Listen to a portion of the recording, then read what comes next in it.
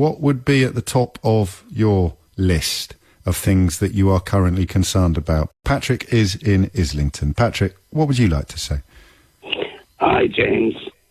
Hello, mate. Top of my list would be to marry my girlfriend, because I've been in an induced coma since the 23rd of March until the 27th of April.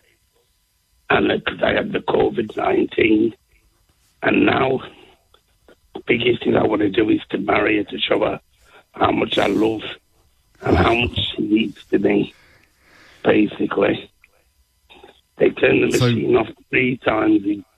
Well, they were going to turn it off 3 times, but due to her stubbornness, they kept it going, and I'm here to tell my story. 7 weeks in a coma? 7 weeks. I mean, apparently they said I was one of the strong... I mean, I started off at Whittington, went to UCL in an induced coma, and I ended up at John Long, UCL Neuro Hospital, and that's where I was discharged from.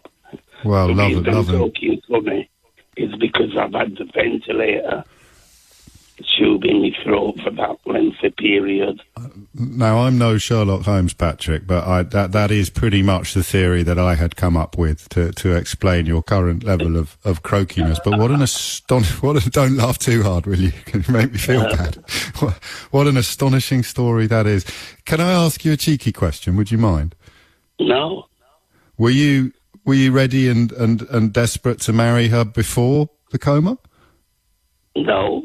I just landed. I'll tell you the truth. I mean, I've been with her over 26 years now. I mean, she's here if you want to speak to her. What's her name? Cynthia. Can I have a quick word with her? Hello, James. Hi. Hello, Cynthia. How are you? I'm okay now. It's been a rough road, but we're getting there. And it must have been tough for you, but of course not much space for you emotionally because everyone's focusing upon him still being in a coma. Tell me, were you there when he came out of it, Cynthia, or did they phone you? Or they kept FaceTiming me, and because Patrick was a bit confused because they kept saying he's not going to make it, he might not make it. You know, he's very critical, and he's in a bad way.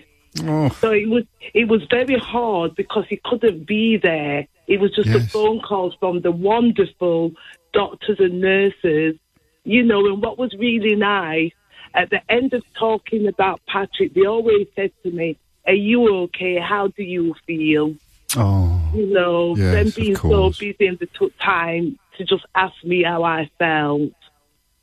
And now he wants to make an honest woman of you, as they used to say. After, like, James, 30 years, yeah.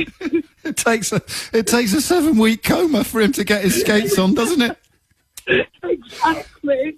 It's incredible. What a fantastic story. Incredible. Has he asked you? Has he asked you properly? No, he's asked me properly, yes. When he came out of a coma, the first thing he said, "Will you marry me?" I could hardly hear because he had a tube down his voice box into his lungs, you know, so it was quite hard. So I had to put my ears to the phone to hear, and I said, "Of course I will." That's just so lovely. You should have said no. Exactly. Just to teach him a lesson. Well, will you, when you do have a date, when you are ready to go, will you let me know so I can send a bunch of flowers, Cynthia? Oh, thank you, James. We tried to organise it because Patrick, now we're not wasting a day again. You know, sometimes you take things for granted and you don't realise life is short. You know, you're not going to get a bigger wake-up call than this one, are you? So, I mean, what an amazing story. And you thought, just before you go, I just to remind everybody of the seriousness behind the smiles that you've just put on all our faces, is that you must have thought you were going to lose him, Cynthia. It was, yes. Bless you. Thought he were going to. I thought we were going to lose him. Yes. And there he is. Three times, James. They said they were going to turn off the machine because he wasn't responding and he was very critical. And I had hope and faith as well. What did you say when they said that to you then? How did you manage to make your case so powerfully? I says to them, no, you can't, because he's strong. And one of the doctors says to me, how do you know? I says, because he's a fighter. He's a fighter. He will get... And they says to me, James, I hope he is. Flipping heck. I hope so. Well, here he is. Here he is. I mean, that is just an absolutely beautiful... And when did he get home? Well, it was his birthday, the 24th of April, and he woke up then, and he came home last Friday, gone. He came home on Friday.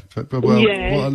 Give love to both of you from everybody listening to this programme. Thank you, Jim. Well, that's what we needed, and I mean it. Make sure you let us know, because I mean, not just from me, but from all of my listeners and everybody on the team. We'd love to put a few quid behind the bar for you, or send a bunch of flowers. All right, Patrick, you take care, my friend. God bless you both.